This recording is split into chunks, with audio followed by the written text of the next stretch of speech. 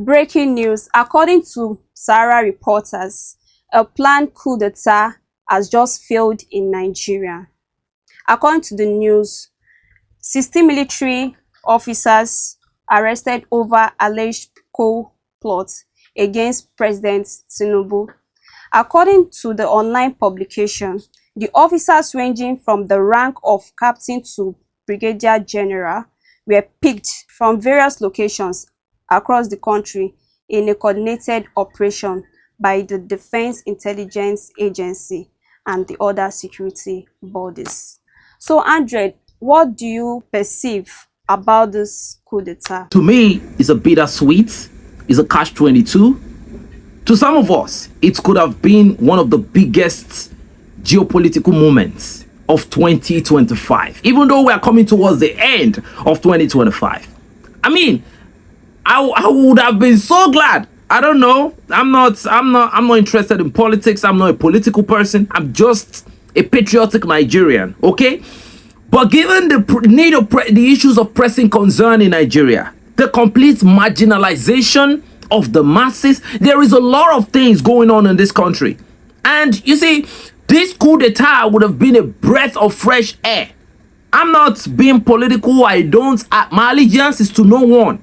My allegiance is to my motherland. This would have been a complete show of, should I say, blessing or liberation. And just imagine how it would have been perceived across the continent of Africa, the most populated country, the most, flamboyant country. A coup d'etat just got through. Man, ladies and gentlemen, I want you to tell me, how would you have perceived this information? And the disappointing aspect of this is the fact that the group that were involved, it says 16 officers. And according to credible intel, we are hearing that a brigadier general was involved. Man, what I feel so bad right now. I feel so bad for them. I feel so bad for everything, because I feel like what could have happened if this coup d'etat was successful? Now, if we go deep into the reason why these officers actually, plotted this coup, they plotted it for, I don't know if it was the right reason. They plotted the coup d'etat because they said they've been marginalized for so long, they've not gotten promotion. It's part of the struggle. But it would have been more interesting if they were planning the coup d'etat for the liberation of the Nigerian people. So to me, it looks a little bit parochial right there.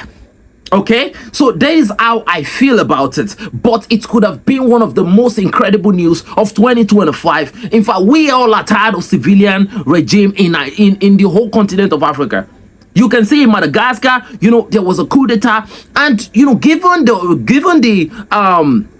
the timing of this alleged failed coup d'etat, coming at a time when Nigerians are requesting for the freedom of a lot of people, the freedom and the liberation from oppression, from complete marginalization. Look, I'm not with this whole argument of Christian genocide and all of that. There is genocide in Nigeria, okay? But let's not bring things from the religious perspective, right? We are all Nigerians. So if we agree that we are all Nigerians, I don't want this old divisional perspective of seeing things. Nigerians, there's a genocide going on in Nigeria against Nigerians. Let's put it that way.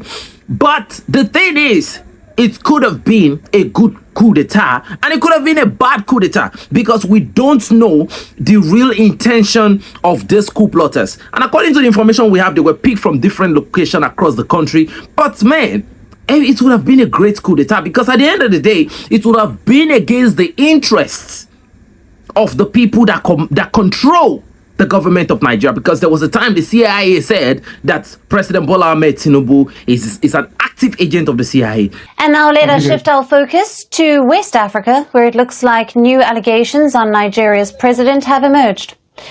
Reports suggest that the Central Intelligence Agency, or the CIA, has confirmed that Nigeria's president, Bola Tinubu, is regarded as an active asset by the US intelligence agencies. Now, the disclosure surfaced in a joint filing by the CIA, the Federal Bureau of Investigation, and the Drug Enforcement Administration. The agencies were opposing the release of the unredacted or the non-hidden information about President Tinubu's background. Now, according to the Nigerian journalist David Hundeyin, who has spearheaded the efforts for full transparency, the American agency submitted a memorandum citing Tinubu's status as a CIA asset. The CIA's memorandum underscored the importance of safeguarding its intelligence partnerships. The government did not debunk it. A lot of things were not said. But at the end of the day, you know, a failed coup d'etat is a failed coup d'etat. I'm highly disappointed. And man, I don't know. But what I think is now that the kudos to the Nigerian authorities that were able to foil this coup d'etat. But this is it now. The stage is now set. At least some group of officers have attempted. Now they failed. See, this whole thing is going on, is the wave of coup d'etat is going across the African continent. And this is a loud and clear message to all the democratically elected, individuals in Africa, that if you are not doing the right thing and serving the interest of your people, you will be removed unceremoniously. So that is how I feel about it. And in the second episode of today, all NGOs have now been informed to open a bank account in Burkina Faso, through which all their transactions will be done. How do you think this move is going to contribute to reduction in crime rates? So I think it's going to help in solving the problem of insecurity in the Sahel, because not only in Burkina Faso, you know, we might have some of the NGO doing multiple transactions. So Burkina Faso is looking for a sort of transparency, accountability. They want to spread their counterintelligence net. You know, look at the case of the INSO recently. You know, we had the case of, the Red Cross in Niger Republic. You know, a lot of NGOs have been clamped down in the Sahel. Different NGOs doing the work of espionage against the interest of the Burkinabes. You know, and if you look at the money that those people are paying to some of the infernal saboteurs that they've actually, signed into these deals, you can actually see that they are investing a lot in just making sure that they can destabilize the country. So Burkina Faso now saying all NGOs must have an active account that runs within the state of Burkina Faso.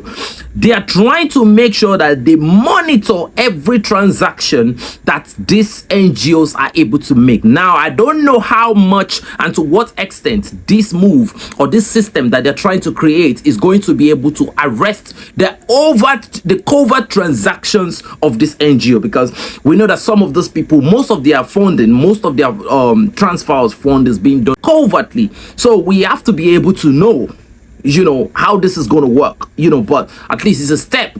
That means Burkina Faso is aware that they have to really, turn on the light. They have to turn on the heat on those people, so that, because given the evidences we've seen so far, the INSO, several NGOs have actually been captured in the Sahel to be involved in inflating this, insurgent war that has been going on in the Sahel. But now we have a situation where, this move will only help to reduce the crime rate in Burkina Faso that is being orchestrated through these NGOs. And I think that is a very, very dramatic, it's going to really have some dramatic effect. But for how long are they going to be able to stop these NGOs before they devise other, covert means through which they can funnel, channel their funds to these elements of destabilization in the Sahel? It's going to be a long walk, but we are going to stay strapped in and we are going to be ready.